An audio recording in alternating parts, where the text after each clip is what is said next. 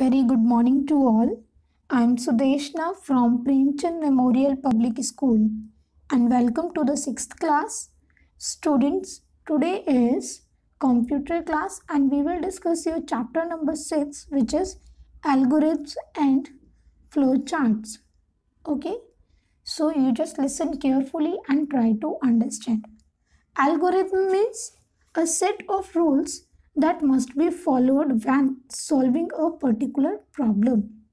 Okay, algorithm का मतलब होता है रूल्स का एक सेट जो फॉलो किए जाने चाहिए, जो फॉलो किए जाते हैं. ठीक है, जब कोई भी हम पर्टिकुलर प्रॉब्लम सॉल्व करते हैं. Okay, and in this chapter students we will learn about algorithm, flowchart and looping. Okay, so let's start today's class. Computers are used to perform a variety of functions. Computers use किए जाते हैं different work perform करने के लिए. They are being used to generate bills, reserve tickets, making presentations, creating documents, playing games and so on. Computers use किए जा रहे हैं बिल जनरेट करने के लिए, टिकट रिजर्व करने के लिए, प्रेजेंटेशंस बनाने के लिए, डॉक्यूमेंट्स क्रिएट करने के लिए, गेम्स खेलने के लिए और बहुत सारी चीज़ों के लिए ये यूज़ किए जा रहे हैं आज के टाइम पर. Have you ever thought how a computer knows how to do all this?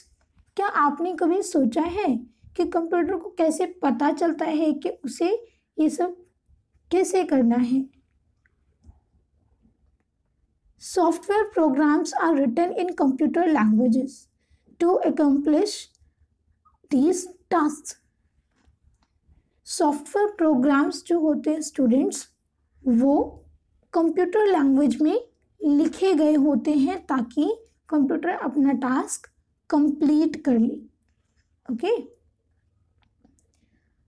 A program is a set of commands given to the computer to carry out a specific task. अब program क्या होता है? ये एक commands या instructions का set होता है. ठीक है, जो कंप्यूटर को दिया जाता है, कंप्यूटर को बताया जाता है ताकि वो अपने स्पेसिफिक टास्क को कर सके.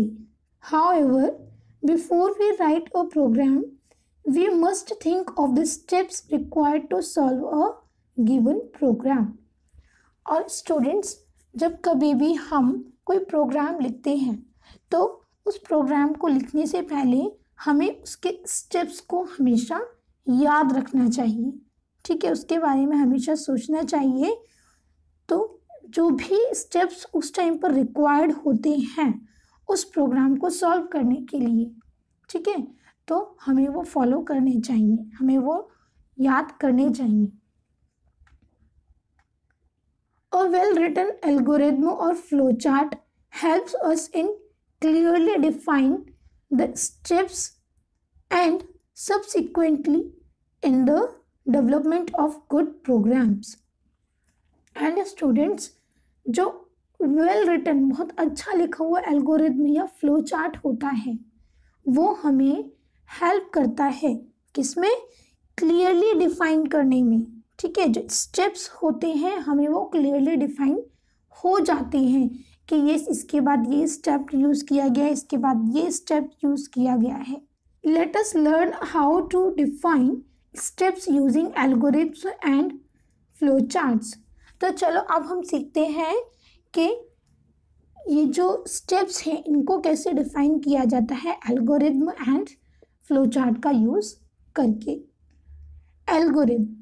Algorithm is a set of sequential steps to solve any logical और mathematical problem.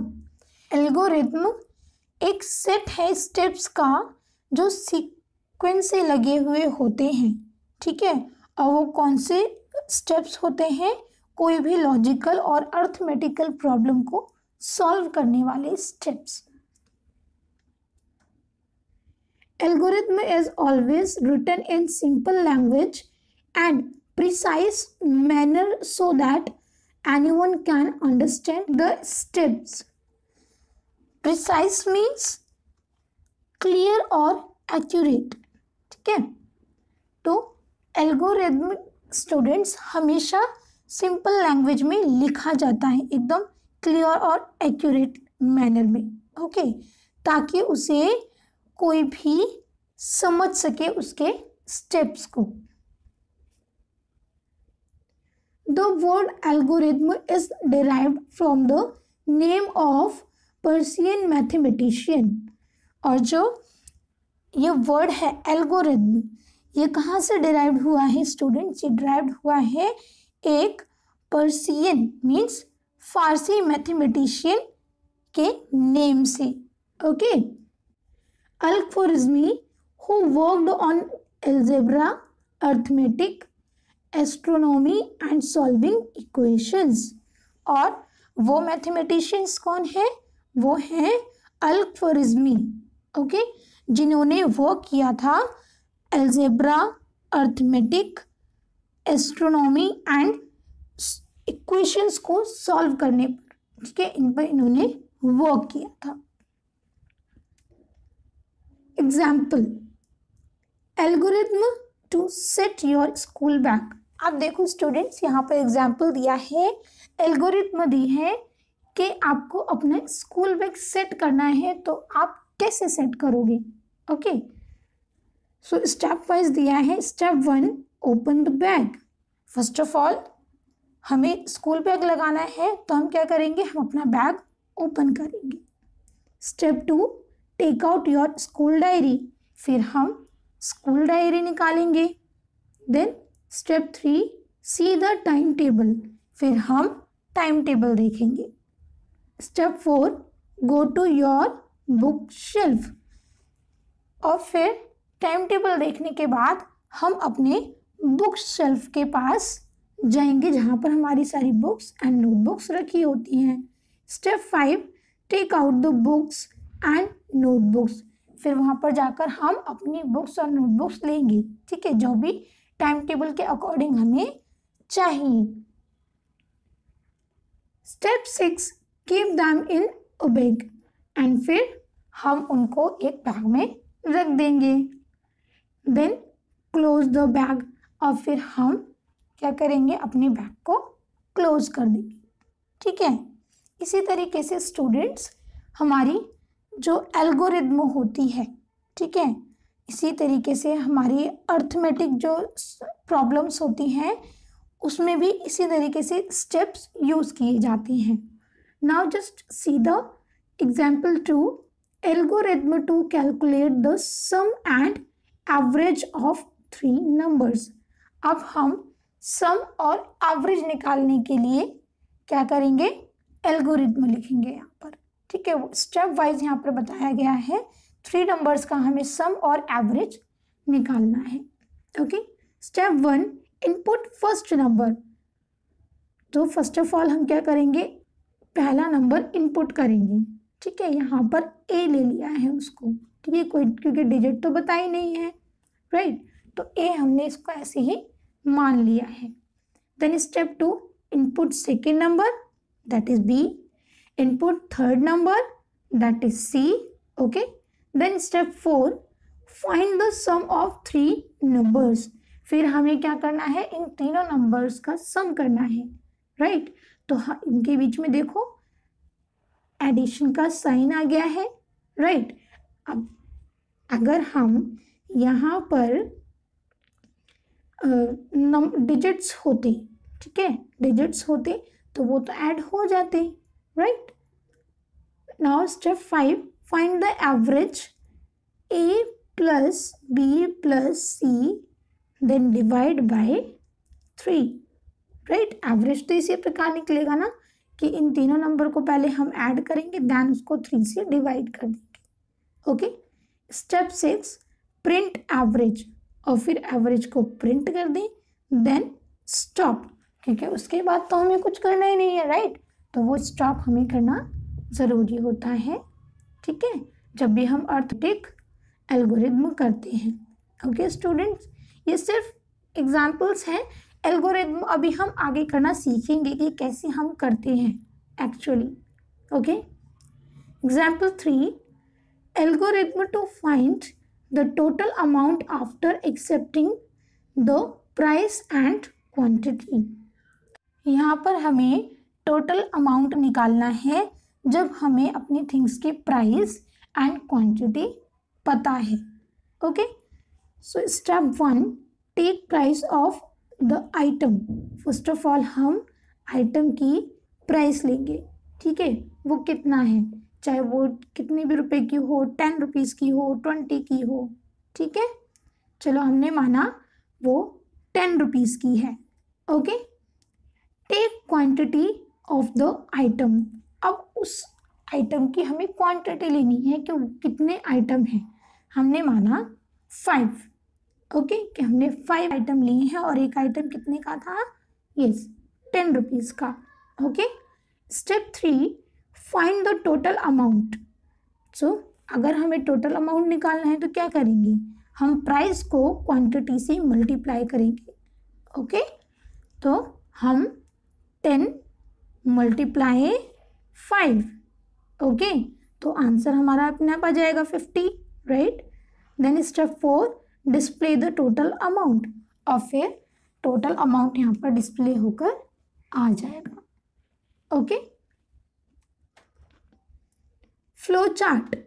A flow chart is a diagrammatic representations of steps to be taken to solve a problem. A sketch, outline or plan demonstrating the form or workings of something. Okay.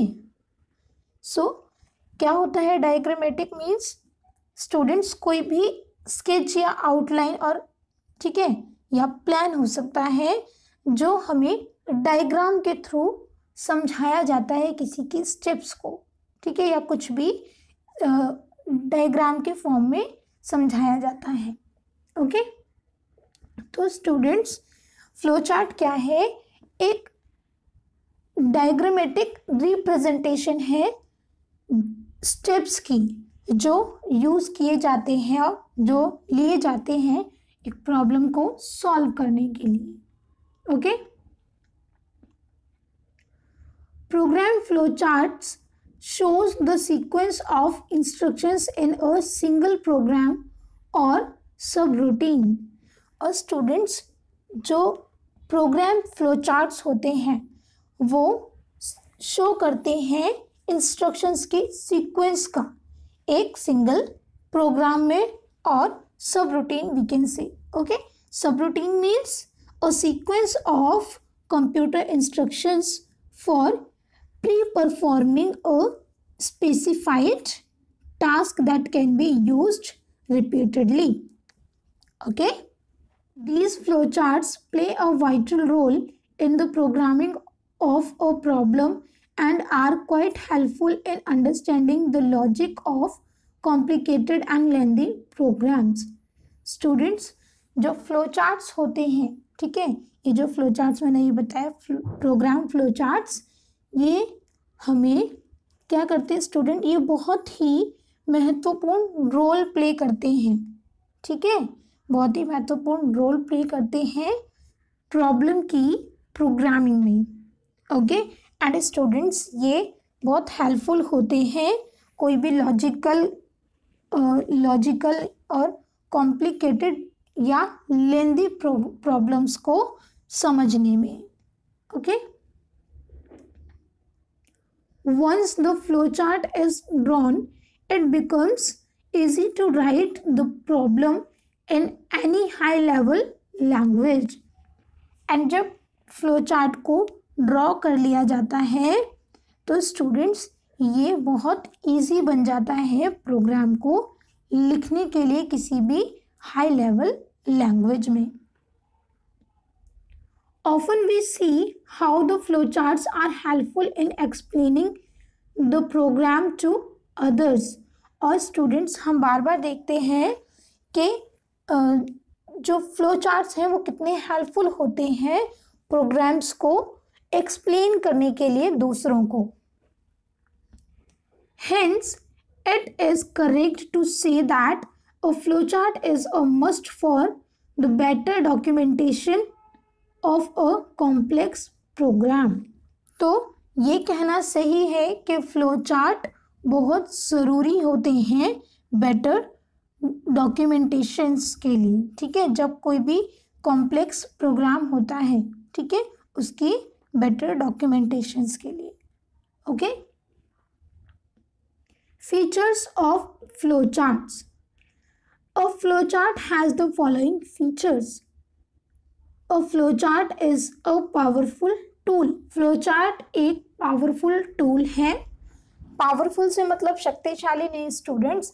Actually अगर flowchart ना हो तो हम किसी भी problem को easily नहीं समझ सकते, ना लिख सकते हैं, ठीक है, क्योंकि स्टेप्स ही नहीं होंगे तरीके से तो हम कैसे लिखेंगे, ठीक है, तो उससे बहुत ज़्यादा प्रॉब्लम हमें आ जाएगी.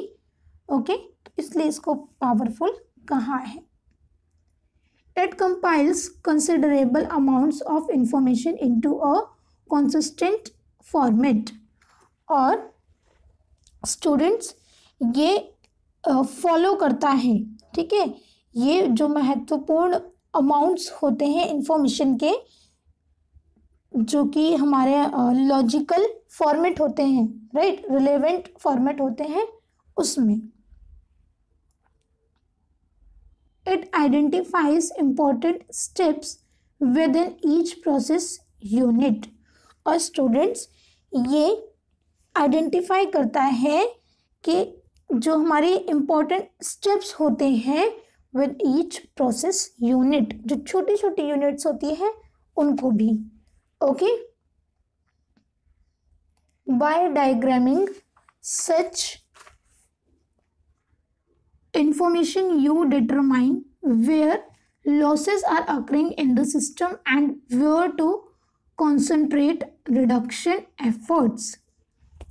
स्टूडेंट्स जो डायग्राम्स होते हैं, ठीक है, जो भी डायग्राम करके हमारे एल्गोरिथम या फ्लो चार्ट्स बनाए जाते हैं, तो स्टूडेंट्स उनके ज़रिए जो भी information determine means to discover the facts about something, ठीक है, जब हम कुछ भी पता लगाने की कोशिश करते हैं, ठीक है, किसी भी जब हम तथ्य की पता लगाने की कोशिश करते हैं तो वो जो इन्फॉर्मेशन होती है जो हमें पता लगानी है, ठीक है, तो उसके बीच में जो भी कमी आ रही होती है उसको क्या करता है, ये देखता है.